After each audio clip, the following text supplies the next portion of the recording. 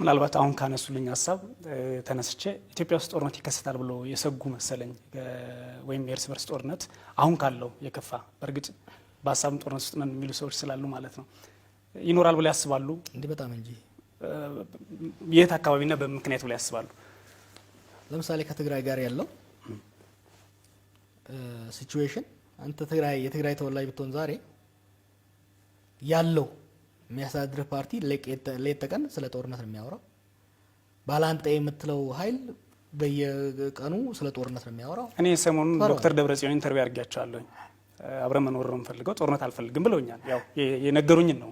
ምነግሮት እና ያ እንትን ላውንቸር እና መትረየስ በላይቭ ቴሌቪዥን በጎዳና ላይ ሲኖሩ የነበሩት አበባ መስሎት ነው እሺ ጦርነት ካለ ከማን ጋር ነው ብለው ያስባሉ ነው እርስ በርስ ነው የሚሆነው እንዴ ምን ቆይ ሰው ምን አይነት ነገሩ ማንን ነው መዋሸት የሚፈልገው ሰው እዚህ ሀገር እንዴ ያ ሁሉ የጦርነት ዲስፕሌይ ለማን ነው ከኖርዝ ኮሪያ ጋር ሊታገሩ ነው ወይ ሊዋጉ ነው ወይስ ከሱዳን ጋር ሊዋጉ ነው ምን ማለት ነው አብይስ ወጥቶ ለሉዓላዊነታችን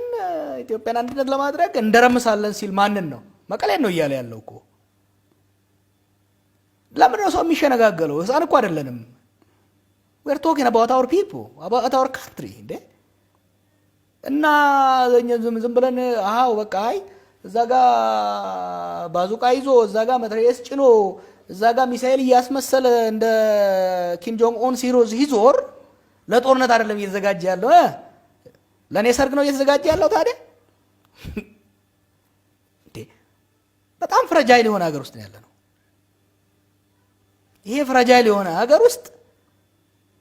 የጠመንጃ ፉክክር ክልሎች ልዩ ኃይል እያሉ ሰሜን ኮሪያ እያስመሰሉ በድሮን እየቀዱ ሲሄዱ ልጆቻቸውን እንዲያዝናኑበት ነው እንዴ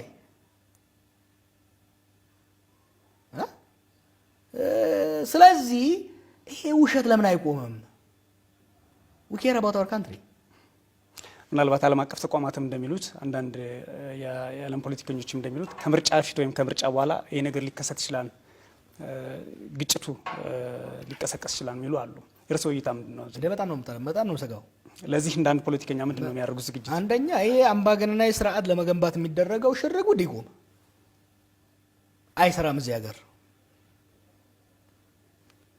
የአንድ ፓርቲ በላይነት ያደግ ህዋት በላይነት ነበር ብለን አመፀን አሁን ደግሞ የአንድ ግለሰብ አምባገነናዊ ስርዓት ለመገንባት እየተሞከረ ነው እብደት ነው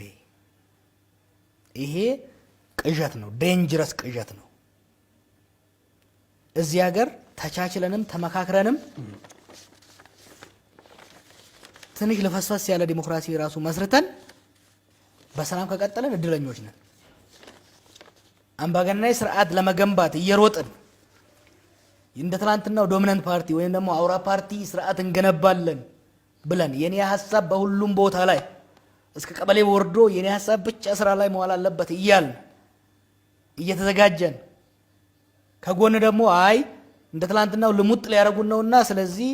ያለችንን መትረየስና ክላሽንኮቭ እንወልውል እናሳይ እያልን እየሄድን ጦርነት አንገባም ማለት አይቻልም ምን ማለት ነው ለጦርነት እየተዘጋጀን ጦርነት አንገባም ጦርነት ሊያመጡ የሚችሉ እርምጃዎችን እዚህ ሀገር ጦርነት የፈጠረው ምንድነው ከዚህ በፊት ብሔሮችን በጉልበት ለመጨቆን ለማፈን መሞከር የተገፋን ብሎ የሚያምፁ ኃይሎችን በጉልበት ለመደርመስ መሞከር በሀገር ሉዓላዊነትና አንድነት ስም የተለያየ አመለካከት ያላቸውን ከነ ኢህአፓና ሜሶን ዘመን ጀምሮ የተደረገው በሙሉ ሀገርን እያዳከመ ህዝብን እየከፋፈለ ለውጪ ኃይል ተጋላጭ እያደረገን ነው የመጣው ዛሬም እሱን እንደግማለን ዋይ ሰው እንዴት ትላንት ለበደል ትላንት ለመተፋፋት ትላንት ለኪሳራ ለውድመት